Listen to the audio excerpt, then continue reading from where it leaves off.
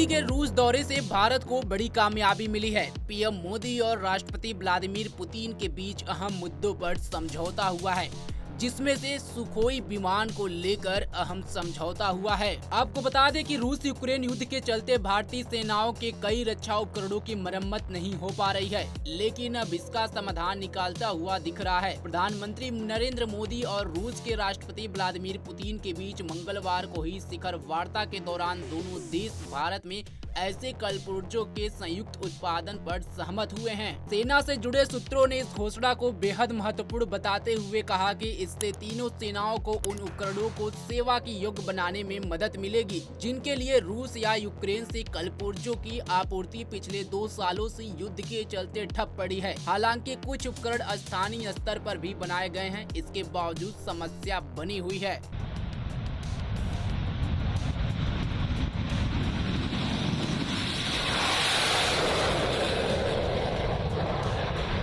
आपको बता दें कि कुछ समय पूर्व तत्कालीन सेना प्रमुख जनरल मनोज पांडे ने कहा था कि युद्ध के चलते अकेले थल सेना की 40 रक्षा प्रणालियां प्रभावित हुई हैं। सूत्रों के अनुसार कलपुर्जों की आपूर्ति नहीं होने से मुख्य रूप से एयर डिफेंस सिस्टम, टैंक, लड़ाकू एवं परिवहन विमान, हेलीकॉप्टर, जंगी तोप, पनडुब्बी आदि प्रभावित हुए हैं। एक आकलन के अनुसार तीनों सेनाओं में उच्च श्रेणी के 60-65% रक्षा प्लेटफॉर्म रूस या यूक्रेन से निर्मित हैं। पिछले 2 दशकों में 65% रक्षा खरीद रूस से हुई है। इसी प्रकार वायुसेना ने एक संसदीय समिति को दिए प्रेजेंटेशन में कहा था कि सुखोई विमानों पर इसका सबसे अधिक असर पड़ रहा है। रख रखाव नहीं हो पाने के कारण 50% सुखोई उड़ान भरने की स्थिति में नहीं है। वहीं नौसेना के मिग-29 विमानों, सिंगू घोष श्रृंखला की पनडुब्बियों के लिए रूस के कलपुर्जे एवं पोतों में इस्तेमाल होने वाले गैस टरबाइन इंजन के पुर्जों के लिए यूक्रेन पर निर्भर है। नौसेना की एक पनडुब्बी मरम्मत के लिए रूस गई थी, लेकिन युद्ध के कारण उत्पन्न हालातों के चलते वह महीनों के विलंब के बाद लौटी।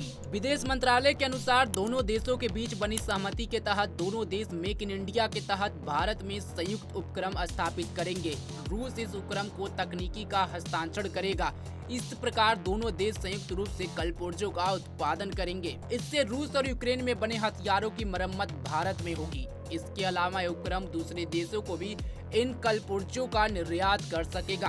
बता दें कि ब्रह्मोस मिसाइल LK-203 राइफल के बाद यह दोनों देशों के बीच तीसरा संयुक्त उपक्रम होगा। ब्रह्मोस और AK-203 राइफलों का दोनों देश भारत में संयुक्त उत्पादन कर रहे हैं, जबकि तकनीकी हस्तांतरण के तहत मिले लाइसेंस के जरिए भारत सुखोई विमानों और T-90 टैंकों का निर्माण कर रहा है। भारत को S-400 पर एयर डिफेंस सिस्टम के पूर्ण आपूर्ति नहीं हो सकी। अभी भी इसके 2 सेट भारत को मिलने हैं। 2020 में 12 सुखोई 21 मिग-29 विमानों की खरीद तथा अन्य मिग-21 विमानों को अपग्रेड करने के अनुबंध में भी विलंब है। वहीं नौसेना के लिए रूस से 2025 तक एक परमाणु पनडुब्बी लीज पर लेने के करार में भी विलंब तय माना जा रहा है। आपको बता दें कि संयुक्त उत्पादन कब से शुरू हो सकेगा, यह इस बात पर निर्भर करेगा कि इस पर आने वाले दिनों में दोनों देश कितनी तेजी से आगे बढ़ते हैं। चूंकि यह उपक्रम भारत की किसी रक्षा कंपनी जैसे HLA या अन्य के साथ होगा, इसलिए बुनियादी ढांचा हमेशा तैयार मिलेगा। लेकिन जिस तरह से रूस और भारत में ये समझौता हुआ है और एक करार हुआ है, उससे कहीं न कहीं भारत में जो प्रधानमंत्री मोदी का सपना था मेक इन इंडिया, उसकी पावर अब देखने को मिलेगी और जो मोदी का सपना था वो कहीं न कहीं अब साकार होते हुए दिख रहा है। इस खबर पर आपकी क्या राय है, कमेंट बॉक्स में जरूर बताएं। तमाम खबरों के लिए जुड़े रहें हमारे साथ और देखते रहें पंजाब केसरी.com। धन्यवाद।